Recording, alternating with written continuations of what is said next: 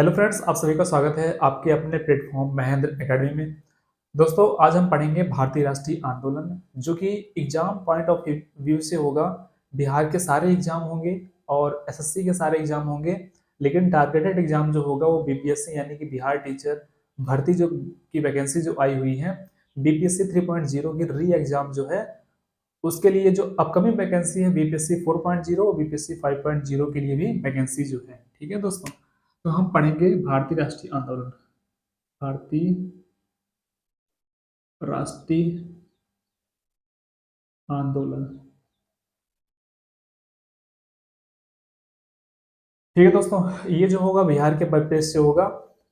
तो इसमें जो भी इंपॉर्टेंट क्वेश्चन होगा हम बोर्ड के माध्यम से हम कवर कराने की कोशिश करेंगे। सबसे पहले हम 1857 की क्रांति को हम पढ़ेंगे। ठीक है दोस्तों, तो हेडिंग आप बना लीजिए 1857 की क्रांति। 1857 की क्रांति,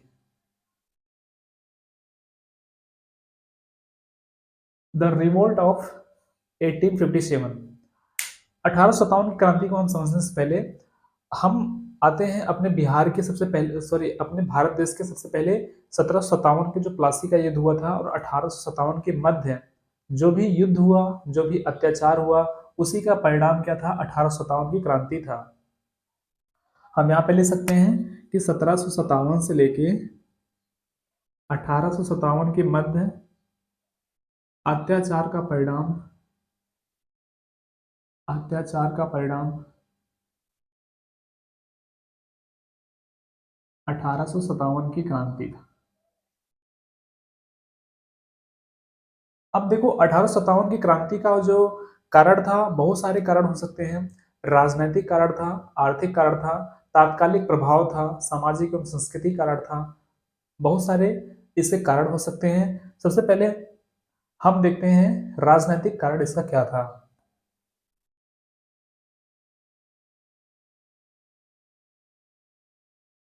सबसे पहले राजनीतिक कारण में के तहत इसमें क्या हुआ था कि सैनिकों की मेन बेत थी, इसमें बहुत बेरोजगारी थी और इसमें विस्तारवादी नीति थी।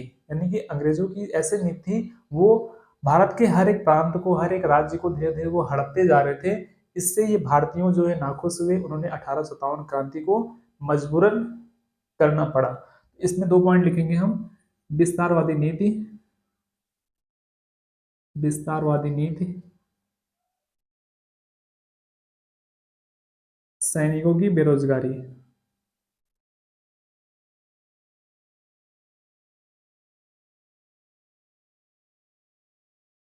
ठीक है दोस्तों, राजनीतिक कारण में क्या हुआ? विस्तारवादी नीति और सैनिकों की बेरोजगारी। आगे हम चलते हैं, आगे हम चलते हैं आर्थिक कारण।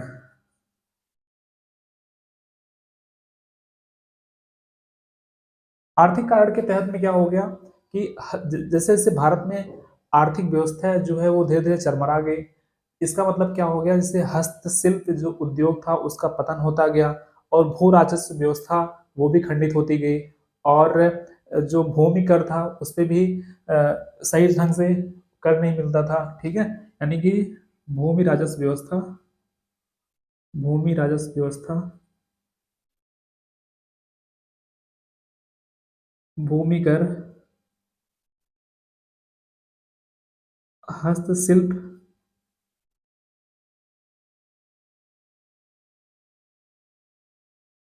उद्योगों का पतन। ठीक है दोस्तों, भूमि राजस्व व्यवस्था जो थी, भूमि कर था, लैंड कर था और हस्तशिल्प उद्योग का धीरे धीरे पतन होने लगा। इसलिए ये जो है इसका ये प्रभाव देखने को मिला 1857 की क्रांति को मिला। ठीक है, आगे हम देख लेते हैं सामाजिक एवं सांस्कृतिक कारण। सामाजिक एवं सांस्कृतिक कारण, सामाजिक एवं सांस्कृतिक कारण। 1857 की जो क्रांति हुई थी उसमें सामाजिक एवं सांस्कृतिक कारण में सबसे पहले क्या हुआ था कि जो सती प्रथा हो रही थी लॉर्ड विलियम बेंटिक के टाइम में 1829 में, वो उसका भी एक मेन रीजन है होता है। सती प्रथा, सती प्रथा कब हुई थी? 1829 में। किसके समय हुई थी? लॉर्ड विलियम बेंटिक के समय हुई थी। और क्या है? विधवा पुनर्विवाह अधिनियम, विधवा पुनर्विवाह एक्ट। 1800 कब हुआ था ये? 56 में हुआ था। 1800 कब हुआ था? 56 में हुआ था। ठीक है, इससे इसके बाद इसमें ईसाई धर्म का प्रचार भी होने लगा। ईसाई धर्म का प्रचार भी होने लगा। ये सामाजिक और सांस्कृतिक कारण के तहत होता है। ठीक है, आगे हम देखेंगे तात्कालिक कारण में क्या हो गया। तात्कालिक कारण,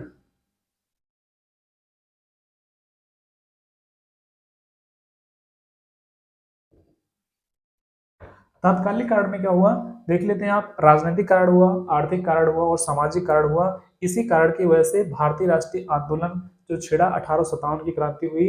1857 की क्रांति जो हो वो अलग अलग प्रांतों में होना स्टार्ट हो गई और अलग अलग लोगों ने अलग अलग जगह से लोगों ने मतलब इसको पार्टिसिपेट किया, विद्रोह का दमन करने का प्रयास किया। हम देखते हैं तात्कालिक कारण क्या था। तात्कालिक कारण क्या था, इसमें चर्बी वाला जो कारतूस था वो अ, भारतीयों से जबरदस्ती मतलब उसको खोलने के लिए कहा गया, लेकिन भारतीयों ने मना कर दिया था। चर्बी वाले कारतूसों को यूज करने से मना करना। ठीक, चर्बी वाले कारतूस,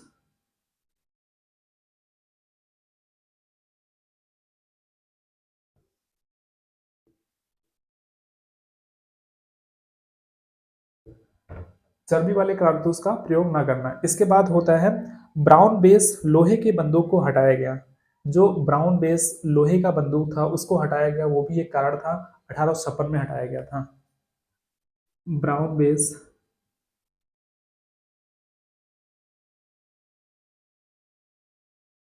लोहे के बंदूक को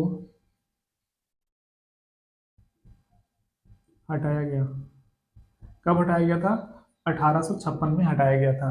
इसकी जगह पे क्या हुआ था? न्यू राइफल्ड, उस इसकी जगह पे न्यू राइफल्ड बंदूक का यूज किया गया। ठीक है दोस्तों, न्यू राइफल्ड राइफल।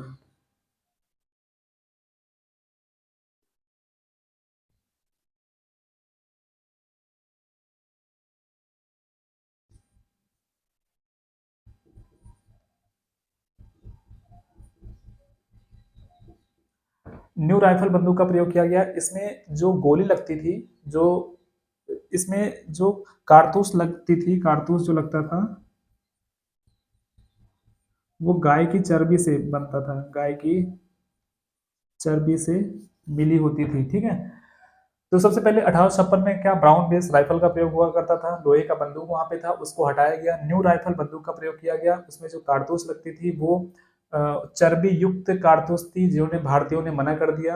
मना करने के पश्चात ये 1857 की क्रांति छिड़ी। ठीक है दोस्तों, तो 1857 की क्रांति का प्रारंभ हेडिंग बनाते हैं, 1857 की क्रांति का प्रारंभ।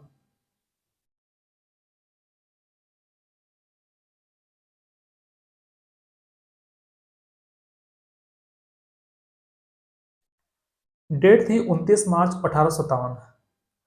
29 मार्च 1857 को डेट थी। मंगल पांडे जो एक भारत का एक नेता था, उसने ही सबसे पहले 4वीं रेजिमेंट का था, उसने 2 लोग की हत्या कर दी। हत्या करने के पश्चात उसको 29 अप्रैल 1857 को उसको फांसी दे दी गई। ये एनसीईआरटी वाले बुक में दिया है और अदर बुक में दिया गया है। उसको 8 अप्रैल 1857 को फांसी दी गई थी, जिससे यहाँ से 1857 की क्रांति का प्रारंभ हुआ। ठीक है, इसको हम लिख देते हैं 29 मार्च 1857 को 4वीं रेजिमेंट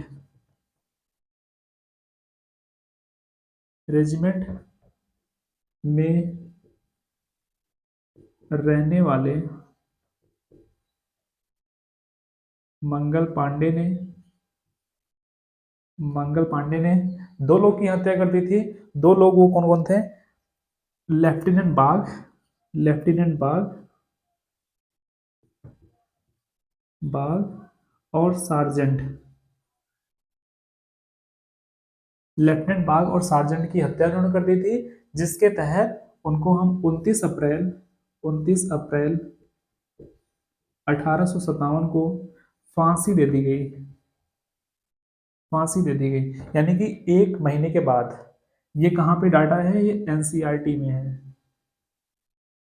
हम आगे चलेंगे, हम अदर बुक्स में क्या लिखा है, इनको हम 8 अदर बुक में क्या लिखा गया है।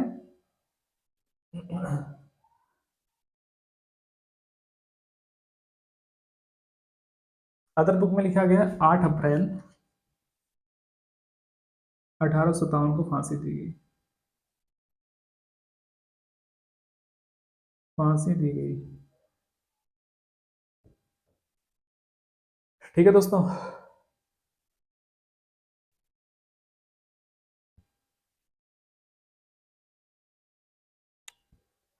तो हमने देखा, आपने नोट कर लिया होगा।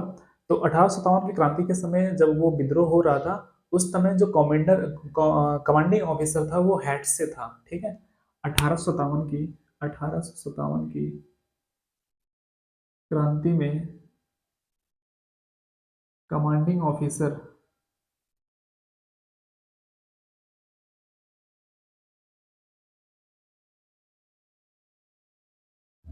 हेड से था। ठीक है।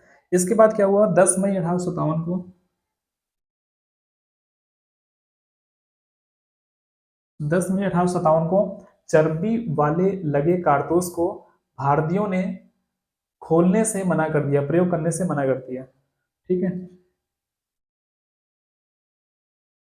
को मेरठ मेरठ के सैनिकों ने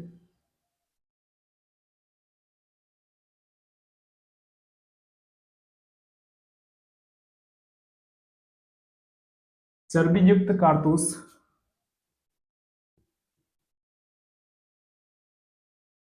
प्रयोग करने से मना कर दिया।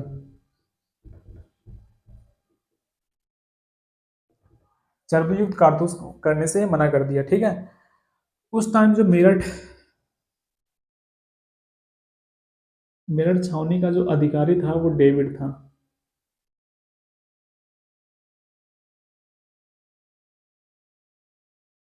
डेविड था।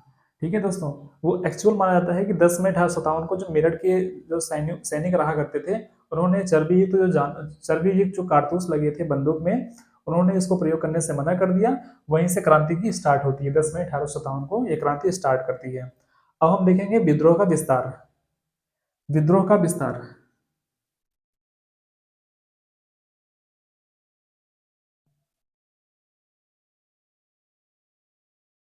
अब देखिए, इस क्रांति का जो विद्रोह हुआ था उसका विस्तार कहाँ कहाँ तक, कैसे कैसे इसका विस्तार हुआ। अ, आप जानते होंगे कि 11 मई 1857 को सभी जो सैनिक थे वो दिल्ली की तरफ वो कूच कर देते हैं। 11 मई 1857 को दिल्ली पर वो सारे सैनिक जो थे वो भारतीयों के, वो दिल्ली पर कूच कर देते हैं। और 12 मई जो है वो 1857 को दिल्ली पर उनका अधिकार हो जाता है। अधिकार होने के बाद बहादुर शाह जफर, जो कि मुगल साम्राज्य का सबसे लास्ट लास्ट शासक था, को अपना नेता मान लेते हैं। और बहादुर शाह जफर को ही बहादुर शाह द्वितीय की उपाधि हम देते हैं। इसके बाद सितंबर 1857 में दिल्ली पर दोबारा अधिकार अंग्रेजों का हो जाता है। ठीक है। तो यहाँ पे लिखते हैं 11 मई 1857 को सभी सैनिक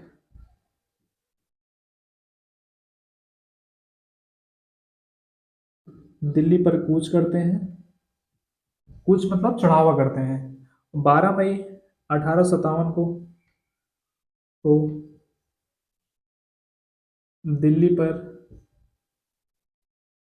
अधिकार हो जाता है।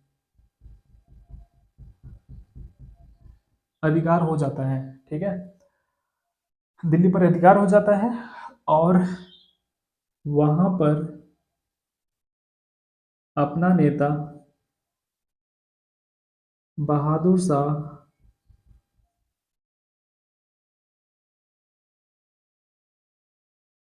बहादुर शाह जफर को ही बहादुर शाह धरती कहते हैं। उसको अपन नेता चुन लेते हैं।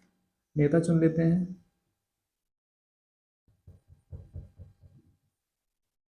चुन लेते हैं। चुनने के बाद क्या होता है कि जब ये इन्होंने, मतलब ये सब भारतीयों के सैनिक थे। इसके बाद ये खबर पड़ती है अंग्रेजों को। अंग्रेजों ने क्या करता है, इनके खिलाफ एक अपना अभियान जारी करता है। कि सितंबर 1857 को वो दिल्ली पर ही क्या करते हैं, अंग्रेज पूर्ण अधिकार कर लेते हैं। तो सितंबर 1857 में दिल्ली पर अंग्रेजों ने अंग्रेजों ने पूर्ण अधिकार कर लिया। ठीक है दोस्तों, ये क्या हुआ, विद्रोह का विस्तार हुआ, विद्रोह का क्या हुआ, ये विस्तार हुआ। अब हम जानते हैं,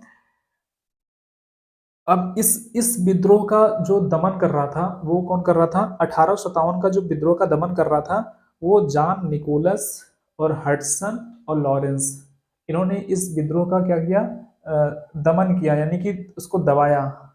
ठीक है, जॉन निकोलस, हडसन, लॉरेंस, विद्रोह को दबाया। दबाने के पश्चात इसकी जो होगी, इस वहां पे हत्या हो गई, जॉन निकोलस की क्या होगी वहां पे, हत्या हो गई, जॉन निकोलस की क्या होगी, हत्या हो गई। और बहादुर शाह जफर को बंदी बनाकर रंगून भेज दिया गया, जहां पे बहादुर शाह जफर की 1862 में क्या हो गई, मृत्यु हो गई। बहादुर शाह जफर, यहाँ पे लिख देते हैं, बहादुर शाह जफर जफर को गिरफ्तार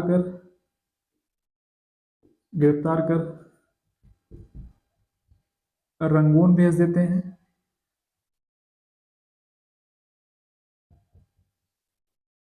जहां 1862 में इनकी क्या हो गई, इनकी मृत्यु हो गई, 1862 में क्या हो गई, इनकी मृत्यु हो गई। आइए हम देखते हैं लखनऊ पे, लखनऊ से कौन कौन से इस 1857 क्रांति में भाग लिया था, लखनऊ से।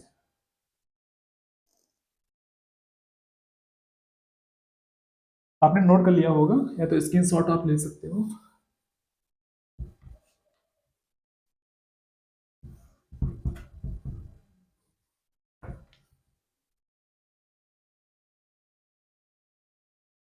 लखनऊ,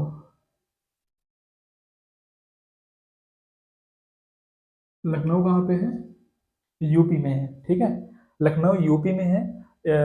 यहाँ पे कब हुआ था, मतलब लखनऊ लखनऊ की तरफ से कौन से पार्टिसिपेट किए थे 1857 क्रांति की तरफ से, कह सकते हैं कि जून 1857 में क्रांति का ये विद्रोह होता है, जून 1857 में,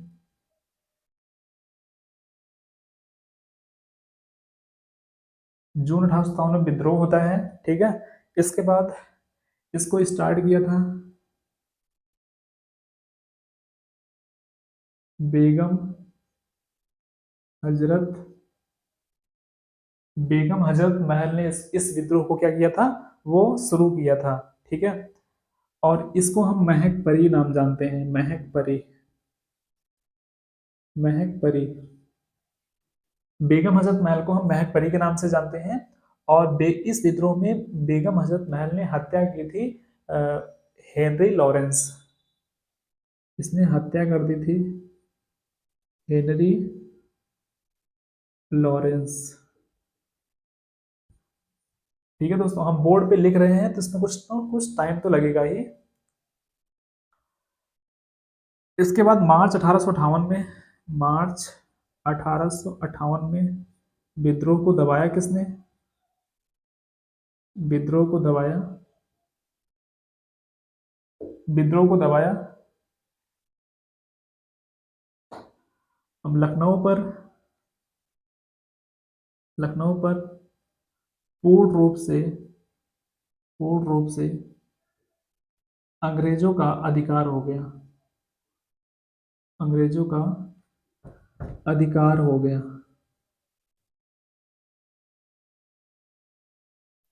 लखनऊ से किसने किया था, बेगम हजरत महल ने किया था। 1800 सॉरी, इनको महक परी के नाम से जानते हैं। इस आंदोलन में उसने हत्या की थी, हेनरी लॉरेंस की उसने हत्या कर दी थी।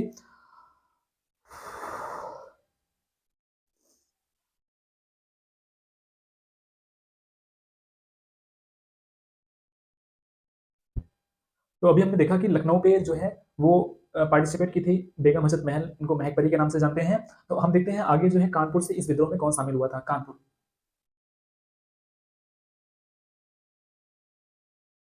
कानपुर जो है ये यूपी में है। कानपुर की तरफ से आपने सुना होगा कि बाजीराव द्वितीय के पुत्र जो थे वो नाना साहब थे, उन्होंने कानपुर की तरफ से उन्होंने पार्टिसिपेट किया था। ठीक है, बाजीराव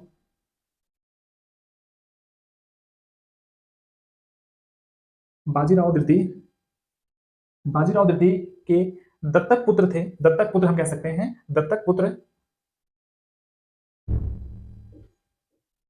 इनको हम गोद लिया पुत्र बोलते हैं। ठीक है, नाना साहब, नाना साहब ने इस में पार्टिसिपेट किया था। इसको हम धोधो पंत भी बोलते हैं। क्या बोलते हैं हम? धोधो पंत, धोधो पंत भी बोलते हैं इसको हम। ठीक है, इसके बाद इन्होंने क्या था, कानपुर पर इन्होंने पूर्ण अधिकार कर लिया था। कानपुर पर पूर्ण अधिकार कर लिया था। और नाना साहब का साथ कौन दे रहा था? इन्होंने साथ दे रहा था, एक लोग साथ दे रहे थे इनका, उनका नाम है रामचंद्र रामचंद्र रामचंद्र रामचंद्र तात्या टोपे, सॉरी रामचंद्र पांडुरंग, पांडुरंग, इनका बोलते हैं तात्या टोपे, तात्या टोपे। ठीक है, तो इस विद्रोह को किसने दबाने की कोशिश की, यानी कि दबाने की कोशिश जो की थी 18 दिसंबर 1857 में, यानी कि दिसंबर